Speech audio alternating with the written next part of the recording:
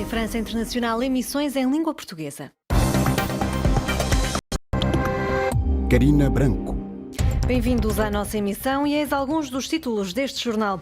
Aristides de Sousa Mendes recebeu honras de Panteão Nacional em Lisboa. O antigo cônsul, que morreu há 67 anos, salvou milhares de pessoas do regime nazi. Na Guiné-Bissau, a campanha de vacinação em massa contra a Covid-19 arranca a 25 de outubro e em Cabo Verde, a missão da União Africana às eleições presidenciais classificou a eleição de domingo como transparente e justa. No controle técnico está Mussal Chili e o jornal começa agora. São Tomé, 102.8 FM. Em Lisboa, Aristides de Sousa Mendes, que salvou milhares de pessoas da perseguição nazi, recebeu hoje honras do Panteão Nacional. A cerimónia aconteceu 67 anos após a morte do antigo cônsul de Portugal em Bordeus. Em 1940, Aristides de Sousa Mendes emitiu vistos à revelia das ordens do governo de Salazar, o que lhe valeu a expulsão da carreira diplomática. Teriam sido milhares as pessoas que ajudou ao dar vistos a quem fazia o pedido sem distinção de nacionalidade ou religião. Um comitê criado em Bordeus em 1987 esteve na origem de todo um longo percurso para que fosse prestada a devida homenagem a um dos chamados justos, por ter permitido salvar muitos judeus, mas não só, como lembra Manuel Dias, sociólogo e membro fundador deste comitê francês, Aristides Sousa Mendes.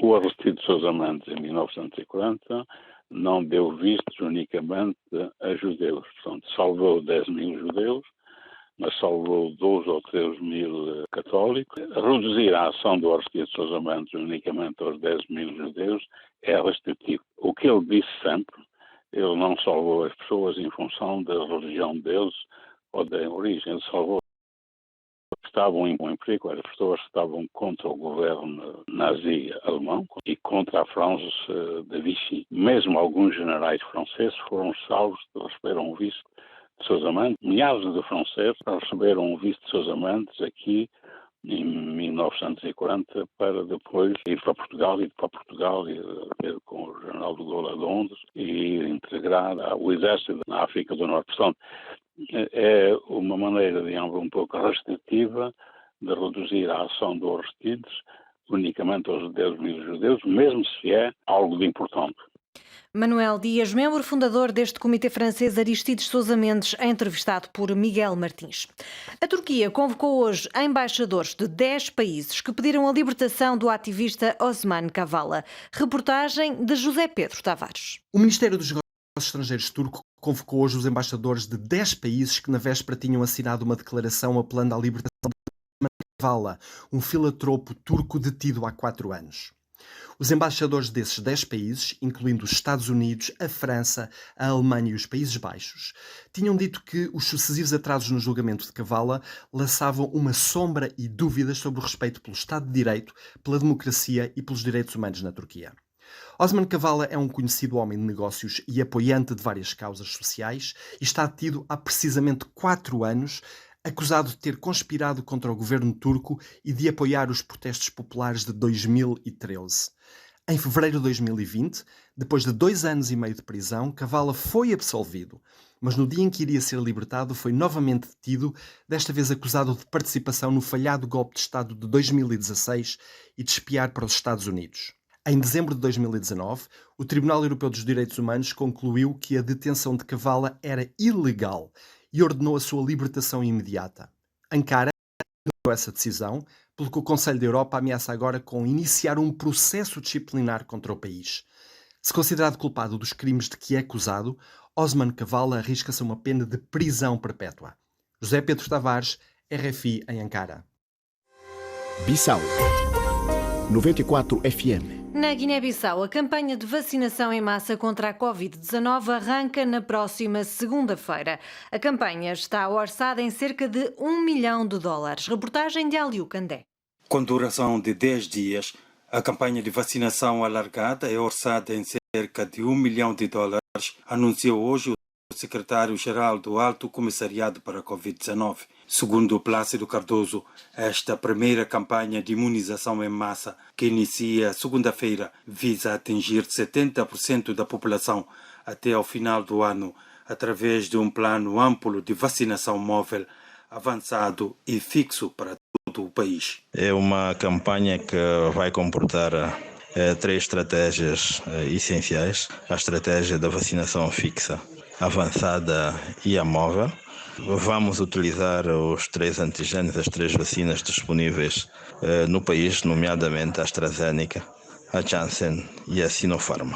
Vamos contar com cerca de 712 equipas de vacinadores. Contamos ter nessas equipas cerca de 2.136 vacinadores de forma geral. Tem um custo aproximado de $962 mil americanos.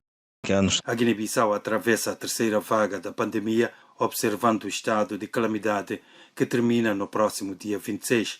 Até aqui foram registrados 141 óbitos provocados pela Covid-19, no universo de 6.130 casos acumulados. De Bissau para a RFI.